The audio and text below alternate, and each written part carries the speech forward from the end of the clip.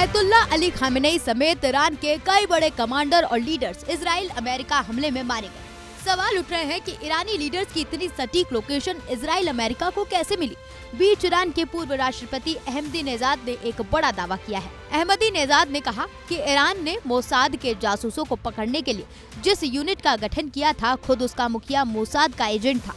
उसके साथ ईरानी यूनिट में मोसाद के 20 एजेंट थे और इन्हीं डबल एजेंट्स ने ईरानी लीडर्स की लोकेशन बताकर उनकी हत्या करवाई। ईरान के सुप्रीम लीडर की शहादत के बाद पूर्व राष्ट्रपति का वीडियो वायरल हो रहा है, जिसमें वो दावा कर रहे हैं कि देश के अंदर मोसाद एजेंटों को पकड़ने वाली यूनिट का हेड कथित तौर पर मोसाद से जुड़ा हुआ था। इस बयान के बाद कई कयास लगाए जा रहे हैं।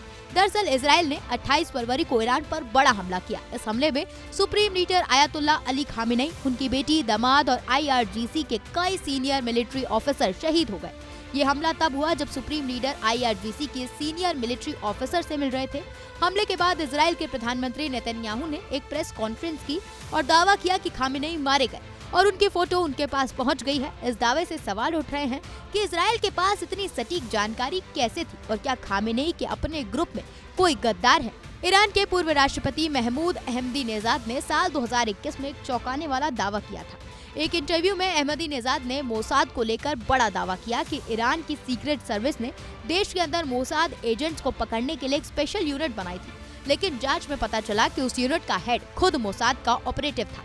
करीब 20 से एजेंट्स भी शामिल थे और इस बयान के आधार पर कयास लगाए जा रहे हैं कि ईरान का कोई टॉप लीडर मोसाद के एजेंट के तौर पर काम कर रहा था, जिसकी वजह से इजराइल को इतनी सटीक जानकारी मिली और अमेरिका और इजराइल ने सटीक हमला किया, जिसकी वजह से सुप्रीम लीडर समेत कई लोग शहीद हो गए। माना जाता है कि 2022 में ईरान पर हुए US और इजरायली हमले में मोसाद का अहम रोल था। रिपोर्ट में दावा किया गया कि मोसाद ने ईरानी सेना में घुसपैठ की थी और अपने कई एजेंट्स को IRGC में भर्ती किया था। इसके बाद इन्हें ईरान की मिसाइलों और ड्रोन्स की टोह ली, जिससे इजराइल और US के हमले हुए। इस हमले के बाद मिडिल ईस्ट में उथल-पुथल मची हुई थी। फिर भी US और इजराइल ईरान को अस्थिर करने की अपनी कोशिशों में लगे रहे, जिससे देश के अंदर बगावत बढ़ गई। ईरान ने इस बगावत को दबा दिया और सब कुछ अपने कंट्रोल में कर लिया। इससे घबराकर US ने ईरान में सत्ता बदलने की मांग की और ईरान पर हमला कर दिया।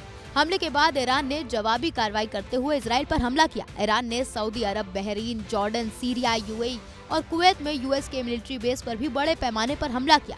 इस हमले में US और इजराइल दोनों को काफी नुकसान हुआ, जबकि हमले के बाद IRGC के एक सीनियर कमांडर ने US को चेतावनी देते हुए कहा, हमने सिर्फ स्टॉक में मौजूद मिसाइलों का इस्तेमाल किया, लेकिन आने वाले दिनों में हम नई और खतरनाक मिसाइलों से हमला करेंगे। ये चेतावनी US को दी गई। सुप्रीम लीडर की शहादत के बाद भी ईरान रुकने का नाम नहीं ले रहा है।